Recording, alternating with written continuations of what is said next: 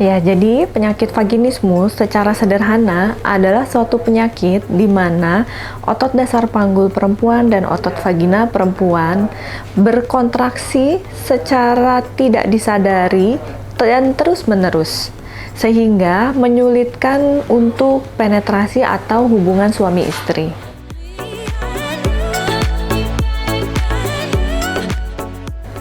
Untuk sebab utama dari vaginismus, ada banyak faktor dan belum bisa dipastikan satu atau single kausal. Penyakit vaginismus ini banyak didapatkan berkaitan dengan faktor psikis atau psikologis, termasuk trauma masa lalu terkait dengan seksualitas atau kaitan dengan hubungan interpersonal dengan pasangan.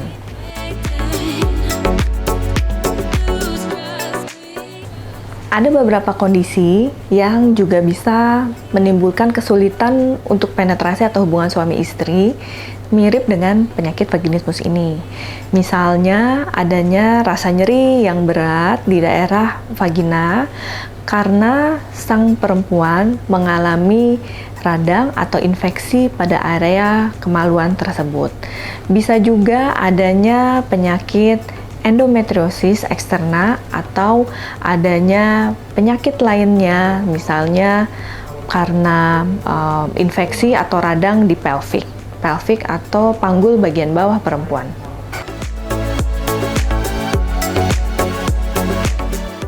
Untuk bisa mengetahui apakah seseorang mengalami penyakit vaginismus atau tidak, pertama kita lakukan anamnesis atau penggalian riwayat medis secara menyeluruh. Jadi, yang akan kita gali terkait dengan riwayat hubungan badan pasien dengan suami dan juga kesulitan seperti apa yang dialami oleh pasien. Setelahnya, kita akan lakukan pemeriksaan fisik.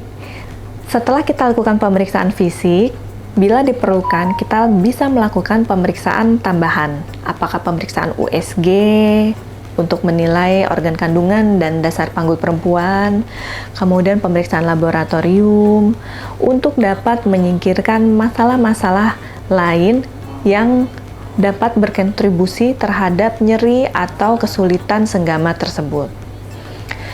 Selain itu, kita juga bisa mendapatkan gambaran seberapa berat penyakit vaginismus yang diderita oleh seseorang, sehingga alternatif terapi yang paling cocok untuk perempuan tersebut bisa kita pilih.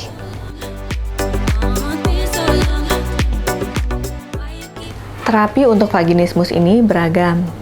Pertama, disesuaikan dengan seberapa berat dari kondisi vaginismusnya tersebut. Terapi yang dapat ditawarkan bisa mulai dari terapi psikologis, kemudian cognitive behavioral therapy, kemudian dapat pula dilakukan terapi dilatasi mandiri atau dilatasi berbantu. Bila diperlukan, dapat ditawarkan terapi injeksi atau penyuntikan botulinum toksin. Selain itu, dapat pula dibantu dengan medikasi atau obat sesuai dengan resep dokter. Bila seseorang mengalami keluhan terkait dengan vaginismus ini dan sudah sampai menimbulkan distres atau beban secara psikis atau dapat menimbulkan tekanan secara psikologis baik pada pasiennya, pada seorang perempuan maupun pada pasangan perempuan tersebut, dapat segera berkonsultasi memeriksakan diri pada dokter kandungan.